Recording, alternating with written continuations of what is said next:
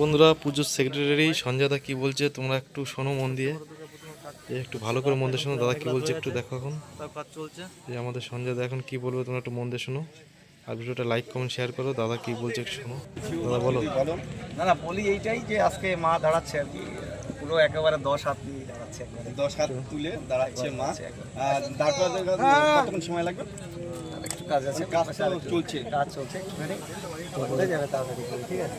আচ্ছা, আর মেলা বসেছে মাঠ জুড়ে, অনেক মেলা বসেছে, আর দর্শকদেরকে কি বলবে একটুখানি বলে দাও। দর্শকদের এটা বারবার করে বলছি যে দর্শকদের এটা নিজের পুজো, মানে কামালপুরের পুজো মানে তাদের ঘরের পুজো, তাদের বাড়ির পুজো, এটাই বলছি।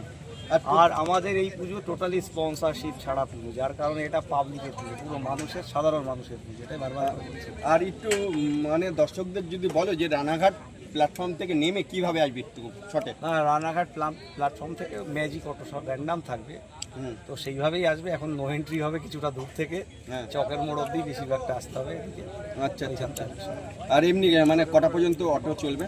সারা রাত চলবে, সারা রাত্রির ব্যবস্থা আছে, কোনো অসুবিধা হবে না। মানে দর্শক যদি এখান থেকে উঠে আবার রানাঘাটে যেতে চায় যেতে পারবে, একটু কষ্ট হবে, কারণ একটু তো সবাই আসতে চাইছে কামালপুরের পুজো, যেহেতু বারবার করে বলছি এটা যাদের পুজো সবার ঘরের পুজো, বুঝে সেটা একটা ব্যাপার আছে। তাহলে এতদিন বাদে কামালপুরের প্রত্যেক মানুষের মুখে আমি হাসি দেখতে পাচ্ছি।